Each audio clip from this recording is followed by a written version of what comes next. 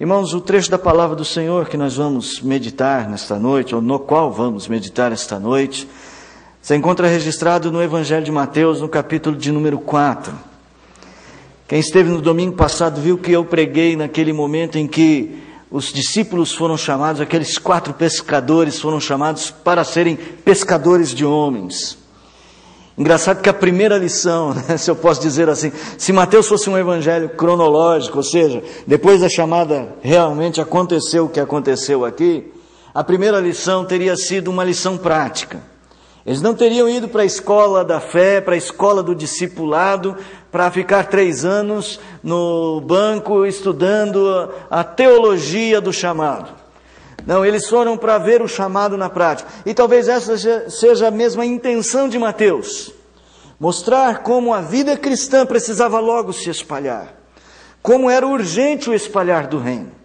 Se você perceber esse início do Evangelho, no início ele vai contar muito sobre o nascimento de Jesus, a pregação de João Batista, mas assim que Jesus é batizado, assim que Jesus começa o seu ministério, as coisas andam muito rápido no Evangelho de Mateus.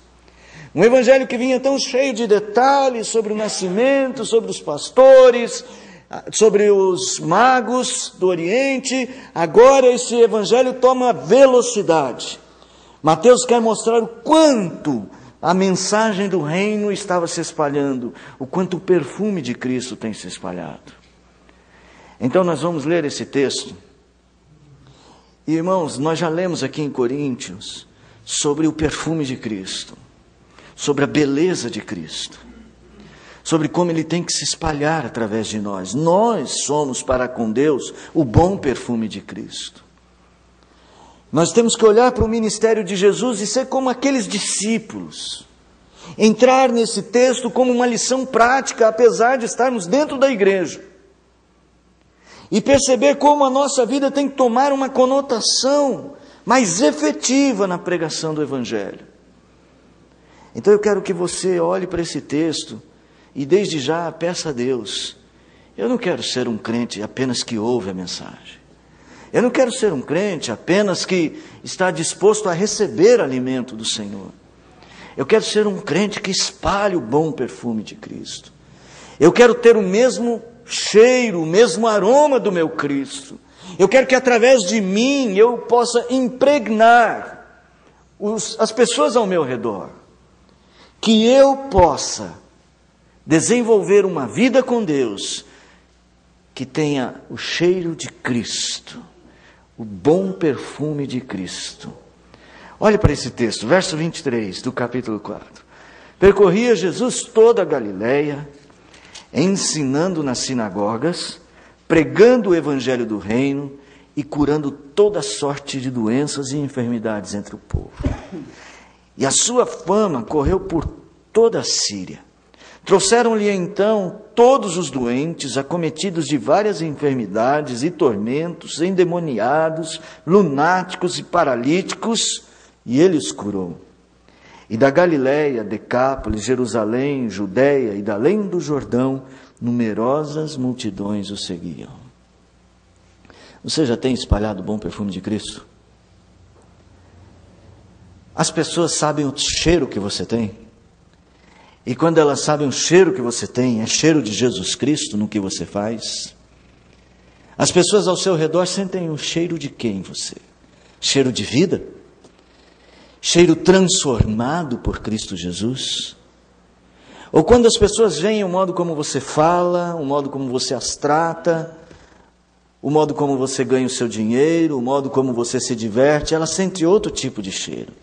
Cheiro de pecado, talvez cheiro de humanidade, talvez cheiro de ódio, talvez cheiro de amargura. Eu e você, meus irmãos, eu e vocês, meus irmãos, precisamos ter o bom cheiro de Cristo. O objetivo de estarmos aqui não é de assistirmos a um culto, é de que Deus nos transforme para que a nossa vida tenha o perfume de Cristo. Nós vamos ouvir as irmãs Karina e Camila cantarem. Não pergunte para mim quem é a Karina, quem é a Camila, só consigo dizer isso bem de perto. Elas sabem quem elas são, tá? Mas eu não queria que vocês olhassem para elas agora. Eu queria que vocês olhassem para a bondade do nosso Deus. Na música que elas vão cantar, algo da bondade de Deus está sendo cantado. Algo da misericórdia de Deus, algo da ajuda de Deus. Você precisa da ajuda de Deus para ter o bom perfume de Cristo?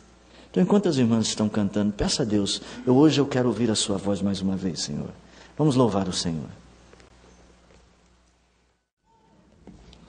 Vamos orar mais uma vez, irmãos. Ó Pai amado, dá-nos o privilégio de que Tua palavra fale ao nosso coração esta noite. Abra o nosso entendimento e abra em nosso coração o prazer de Te ouvir. Disposição positiva para a Tua palavra. Ó Pai, guarda-nos no meditar das verdades da Tua santa palavra. Nós oramos em nome de Jesus. Amém. Meus irmãos, quando Mateus escreve esse texto, como eu já disse, parece que tinha em mente a necessidade de mostrar como rapidamente a fama de Jesus se espalhou. É verdade que no século 21, hoje nós falamos em fama, pensamos nas pessoas ilustres, nos artistas, nos jogadores de futebol, naquelas pessoas que estão na mídia. A palavra fama no texto de Mateus, ela não tem o sentido de dizer que Jesus Cristo se tornou um popstar de sua época. Não se tornou uma pessoa que estava nas manchetes dos jornais. Apareceu lá na Galileia um curador, alguém que faz curas. Na verdade, de boca em boca, de pessoa em pessoa, as pessoas falavam de Jesus e diziam: existe um homem aqui entre nós. Existe alguém que ensina, que nos exorta pela pregação e que tem o poder de Deus para nos curar. Meus irmãos, quando nós estamos falando de evangelho, quando nós estamos falando do dever da igreja, nós estamos falando de uma grande missão que eu e você temos, de imitar Jesus Cristo. E logo no verso de número 23, nós percebemos um detalhe sobre o amor de Jesus Cristo, sobre a pregação do Evangelho, sobre a pregação do amor de Jesus Cristo. É que esta não era uma pregação limitada. Ela não era limitada somente à pregação e ao ensino. Não era limitada somente às curas. Meus irmãos, perceba como o Evangelho aqui ele é completo. No verso de número 23 diz que ele, Jesus, percorria a Galileia, ensinando, pregando, só exortando as pessoas, dizendo: olha, vocês estão em pecado, ensinando os caminhos do Senhor e falando: olha, o Senhor mandou o povo de Deus para o deserto, o Senhor tirou o povo de Deus do deserto, instruindo o povo de Deus sobre a verdade do Senhor, exortando o povo de Deus a se transformado pela palavra e também curando os enfermos. Eu e você precisamos aprender que nós não podemos ser cristãos com um bom cheiro de Cristo, com tantas limitações em nosso ministério.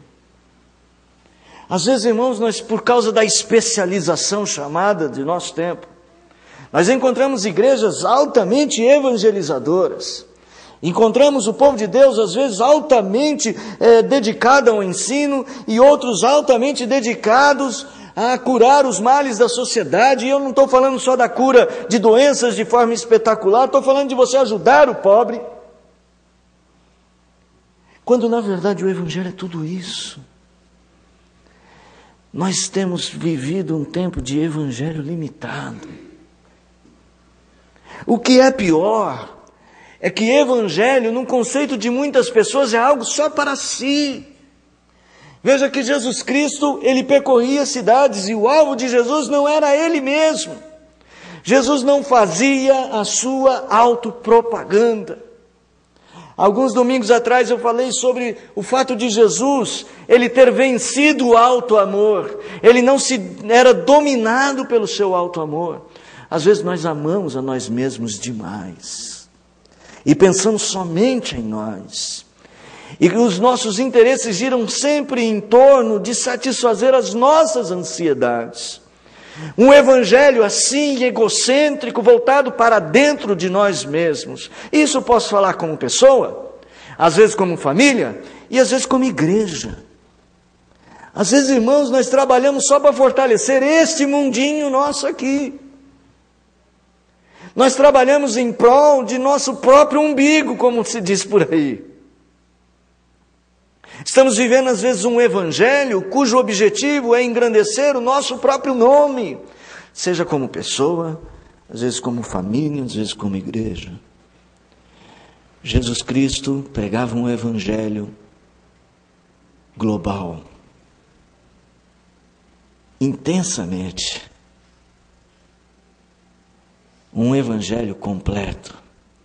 O que se hoje diz, se usa chamar missão integral da igreja. É mais que isto. Não é só uma igreja engajada, é uma igreja viva. Uma igreja viva, todos os dons funcionam. Os de socorro, os de ensino, os de exortação e os de amor, de cuidado. Meus irmãos, Jesus Cristo vivia para fora de si um evangelho global. Nós temos que aprender isso com Jesus. Uma igreja que espalha o amor de Cristo não pode ser menos que isto. Um crente que espalha o bom perfume de Cristo, um crente que cheira como Cristo, não pode ser menos que isso.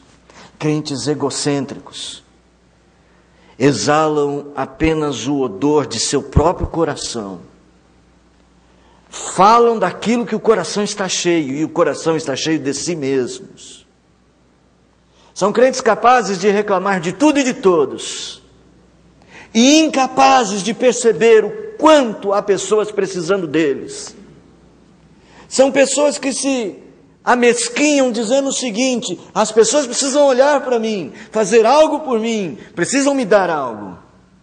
Quando o grande, o evangelho cheiroso, é o evangelho de quem nega-se a si mesmo e vive para o outro. Curiosamente, Mateus está mostrando como isso crescia rapidamente. Deixa eu falar uma coisa para você. Enquanto o seu evangelho for um evangelho para si mesmo, você não espalha boa nova. Você já esteve perto de uma pessoa que espalha o perfume de Cristo? Alguém que consegue olhar para fora de si mesmo? Há pessoas assim ao nosso redor. Hoje, irmãos, nós estivemos à tarde no sepultamento, no velório, no ofício fúnebre da irmã Cacilda, esposa do reverendo Júpiter. Pessoa tão querida nossa, foi membro da nossa igreja há muitos anos. E ali conversando com as pessoas e percebendo, e eu mesmo dando testemunho disto, como as pessoas falavam desta irmã a respeito das coisas boas e de como ela as havia ajudado. O pastor Júpiter, depois nós fomos para a casa dele ali, conversar um pouco com ele, e ele disse assim: olha, tinha uma pessoa, uma senhora com um garotinho na porta da igreja. Eu não sei quem é aquela senhora, não conheço aquele garotinho. Mas aquela senhora perguntou assim para mim: o senhor é o esposo da dona Cacilda? Ele falou: eu sou. Eu posso ir lá vê-la? Pode sim, por favor. É que nós gostávamos tanto dela, me ajudou tanto. Júpiter não tinha nem ideia de quem era aquela senhora. Quando você vive um evangelho para fora de você, quando você vive um evangelho cuja perspectiva é completa, não existe situação que você diz assim: ah não, essa não é a minha especialidade no evangelho. A minha especialidade no evangelho é ensinar. Então esse negócio de cuidar de gente com problema não é o meu caso. Não, o seu coração se condói. O seu coração se reveste de amor. Jesus Cristo não era capaz, não é que não era capaz no sentido de alguma fragilidade ou fraqueza nele. Ele não era capaz de dizer àquela mulher, no meio daquela multidão, sofrendo de fluxo há tantos anos, dizer assim: ó, depois, mais tarde, agora eu tenho que fazer outras coisas. Naquela hora Jesus para, Jesus olha, Jesus fala com aquela pessoa. Louvado seja o Senhor, porque Ele parou para nos olhar. Nós não passamos à toa na frente de Jesus. Quando nós passamos, quando nós precisávamos, Ele falou ao nosso coração, porque Ele sabia do que estávamos precisando. Há crentes que chegam na igreja desorientados da vida, sem saber exatamente o que fazer. É o ensino da palavra de Jesus que os resgata. Há pessoas que chegam vivendo grande sofrimento, pessoas que chegam num momento de dor, sentam no banco, choram, e Jesus sabe que elas precisam de consolo, e é isso que Jesus faz. Há pessoas que estão com o coração endurecido, há pessoas que chegam à igreja com um coração inquebrantável, e Jesus quebra o coração, Ele exorta, Ele muda, Ele transforma, porque o Evangelho de Jesus é para fora dele, é para você. O Evangelho de Jesus é para a sua necessidade. O Evangelho de Jesus alcança você, quem você é. Você pode ser um Pedro, você pode ser um João, você pode ser um Mateus, um publicano. Jesus te alcança. Louvado seja o Senhor. Foi assim que Jesus fez com você e é assim que você deve fazer com os outros. Se queremos ser o bom perfume de Cristo, nós precisamos usar da mesma forma o Evangelho, para fora de nós, um Evangelho completo. Irmão, se eu fosse parar por aqui, acho que eu já teria dado material suficiente para você sair daqui com um compromisso novo com Deus. Um compromisso de nunca mais dizer não para alguém que precisa do Evangelho. Mas eu não sei como é que você vai sair daqui. Talvez você saia daqui pensando isso, mas amanhã será desafiado. E talvez amanhã você vai dizer não para alguém. Então eu quero ir além. Eu quero te exortar a olhar mais para Jesus Cristo. Veja só no verso de número 24. A sua fama correu para toda a Síria. Trouxeram-lhe então todos os doentes acometidos de várias enfermidades e tormentos, endemoniados, lunáticos e paralíticos, e ele os curou. E o que é interessante nesse texto é que Jesus não estava procurando serviço. O serviço veio para Jesus. Jesus não saiu por toda... tem algum lunático, tem algum endemoniado por aí, tem algum paralítico, eu estou aqui. Não, quando alguém vive um evangelho completo, quando alguém toma uma decisão como esta, ele se torna um instrumento útil do Senhor. E o Senhor lhe dá trabalho. Gente, tem pessoas querendo vir para a igreja, querendo entrar no Evangelho, querendo ser um discípulo de Jesus, querendo imitar Jesus, para ficar sossegado, sentadinho aí no banco, né? E quem sabe, quando Jesus Cristo voltar, eu só pego as minhas coisinhas assim, né? Levanto a mão e sou arrebatado. Jesus nos quer na luta.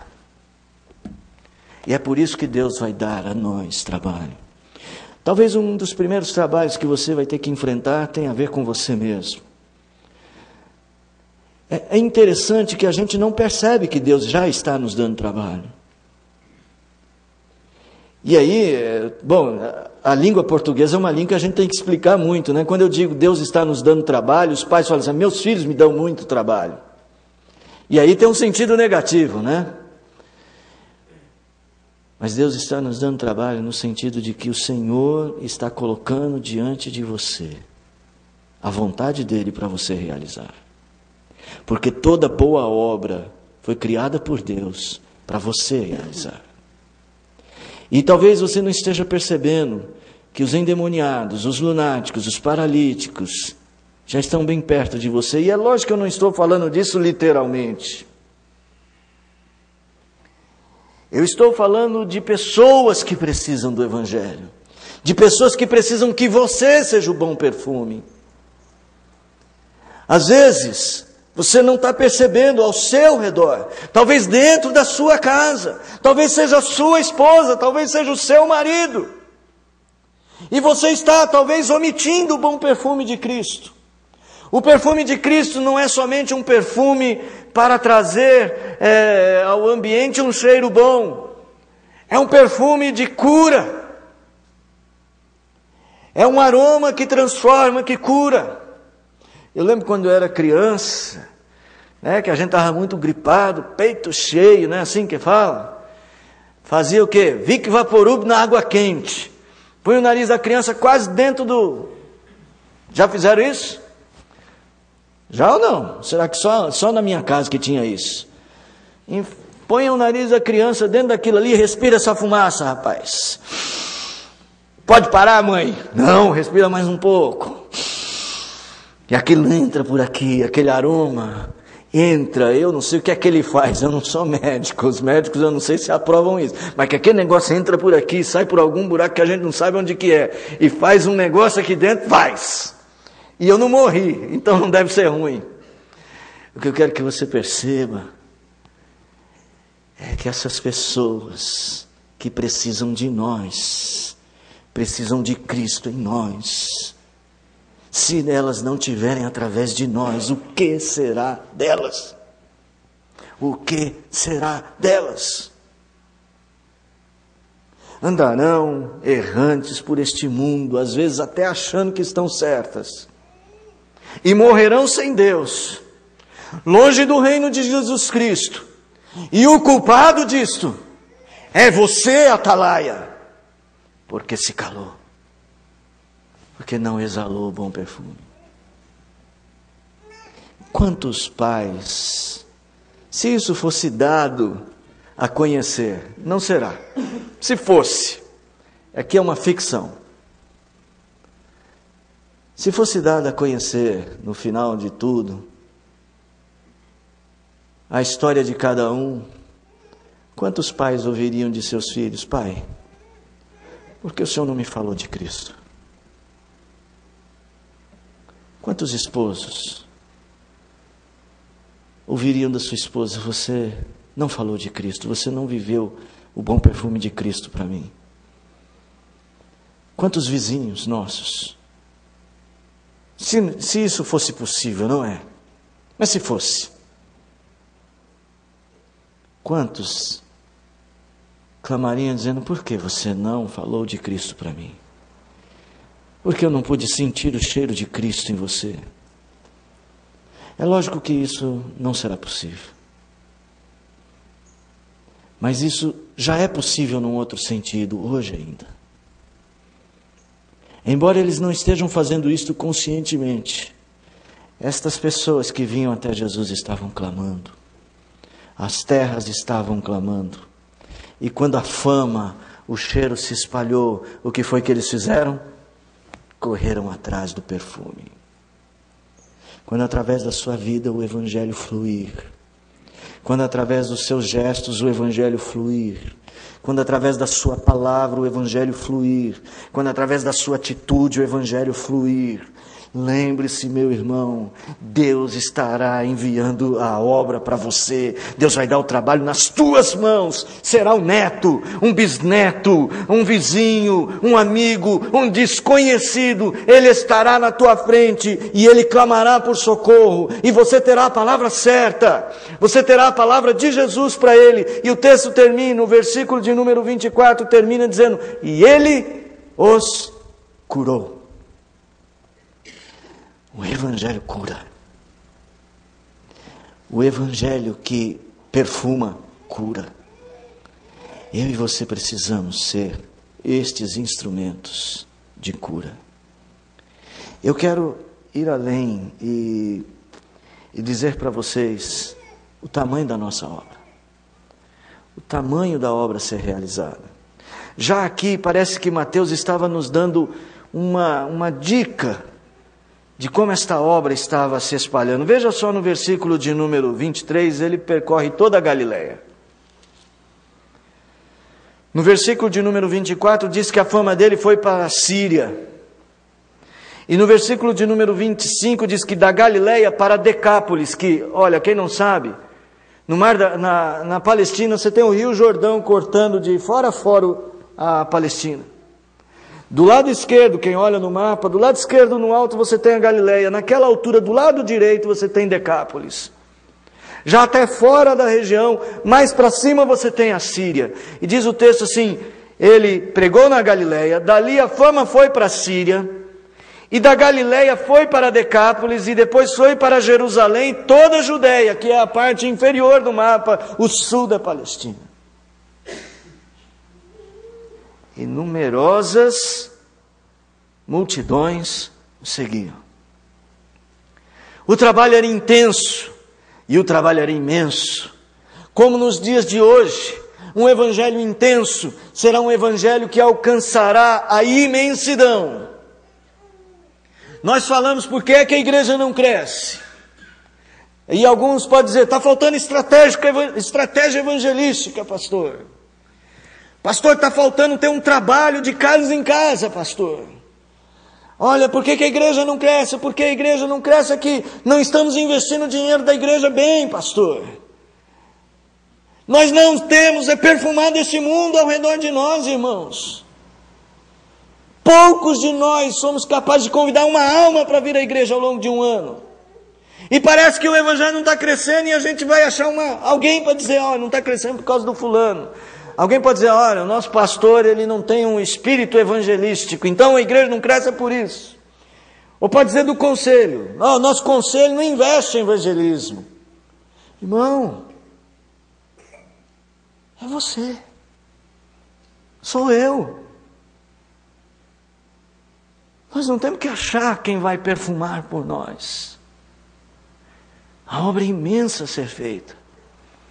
Quando ela for intensa como a de Jesus, quando a obra for intensa como foi a vida de Jesus, quando o amor for intenso na sua vida, ele será também imenso. E os frutos deste amor virão. O desafio de Deus para a Igreja Presbiteriana de Vila Formosa. Planejamento estratégico não vai resolver tudo. Porque o desafio de Deus para a Vila Formosa é crentes com o cheiro de Cristo Jesus. Pessoas que já estejam dispostas a se levantar para começar agora, não é nem daqui a pouco, agora, a cheirar como Cristo cheira. E se você perceber, o trabalho veio, e o trabalho veio intensamente e imensamente. Ele foi numeroso, ele foi trabalho grandioso, foi o trabalho de Jesus. Há um detalhe nesse texto. Veja como é que começa o texto. Percorria. O texto não é estático. E Jesus não era estático. Mateus coloca Jesus em movimento. Você vai ter textos aqui sempre dizendo assim, no dia seguinte, no outro dia, Jesus sempre em movimento. Jesus sempre andando. Por exemplo, depois desse capítulo aqui 4, nós temos o texto do Sermão do Monte, que é capítulo 5, 6 e 7, não é isso? Veja o capítulo de número 8. Ora, descendo ele do monte, grandes multidões o seguiram. Você vai ver Jesus sempre em movimento. Versículo 5 do capítulo 8. Tendo entrado em Cafarnaum. Irmão, movimento, andar, é uma ilustração de ação, é uma maneira de Mateus talvez nos fazer lembrar lá do versículo final, dos versos finais, ide por todo mundo e pregai o Evangelho. Talvez Mateus esteja na verdade escrevendo este Evangelho, eu acredito nisso. Para no final dele dizer, é assim que se vai. É assim que nós estamos indo. Talvez cada um desses capítulos seja um capítulo de como ir, de como fazer esta obra. E você sabe que esta obra tem que ser feita com amor. É espalhar um amor integral. É espalhar um amor que alcança todas as pessoas e que está disposta a receber o trabalho. Um amor disposto a fazer o trabalho. Eu entendo quando alguém diz, eu não posso, eu estou muito cansado. Eu não posso fazer esta obra porque eu estou muito cansado. Eu tenho feito muitas coisas. Eu entendo. Mas eu não sei se isso é certo. Eu não sei se nós devemos dizer não para o Evangelho. Para falar bem a verdade, não é que eu não saiba. O que eu quero dizer é que, para dizer não para o Evangelho, o motivo tem que ser muito sério. Então eu vou dizer que talvez haja momentos em que você tenha que dizer não. Vamos ser bem coerentes, racionais. Pés no chão. Talvez você tenha que dizer, olha, não dá para fazer tudo isto. Mas há crentes dizendo não total. Crentes dizendo não para Deus por motivos tão banais, tão pequenos. Crentes que não estão exalando perfume.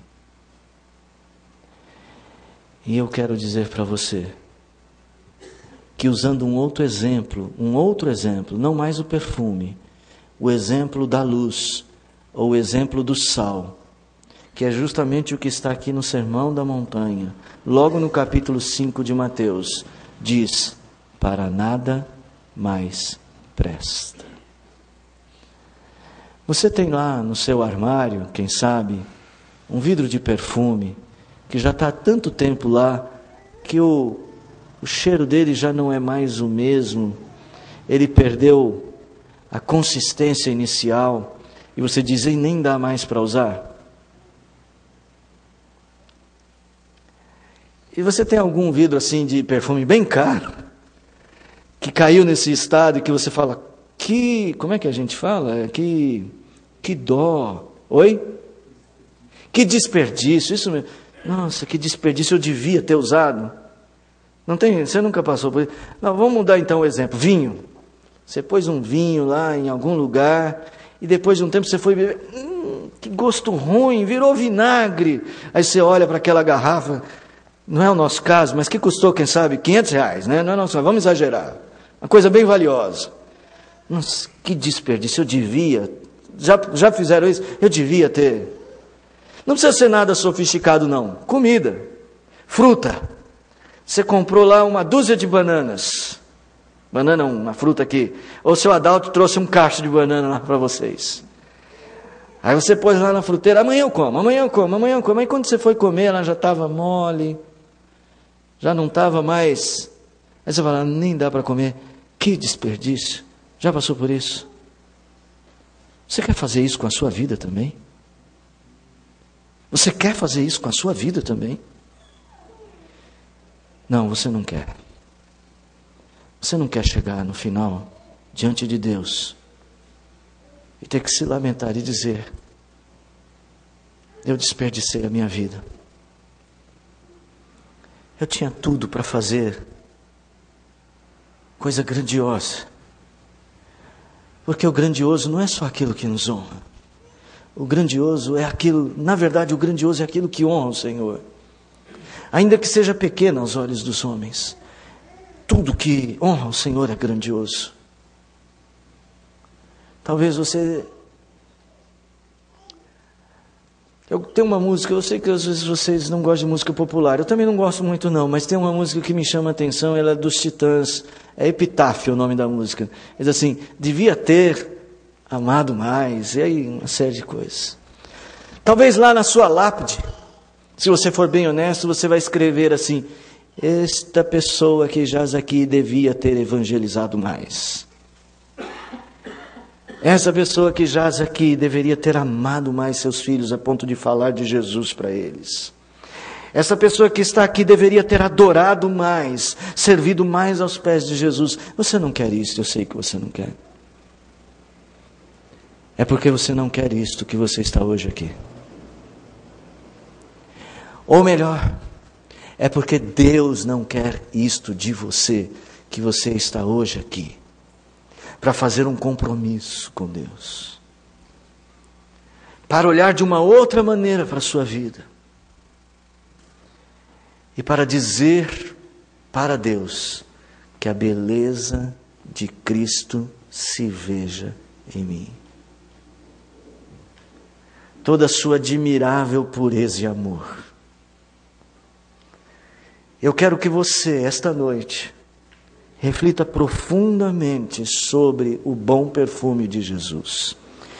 E para encerrar esse momento, eu quero abrir com vocês no texto que nós já lemos em 2 Coríntios. 2 Coríntios, capítulo de número 2. E é verdade que você pode ler também o texto que nós lemos de Efésios. Quero pedir ao presbítero Hamilton que já venha aqui à frente, irmão. No verso 14, 2 Coríntios, capítulo 2, nós temos esta palavra. 14 e 15.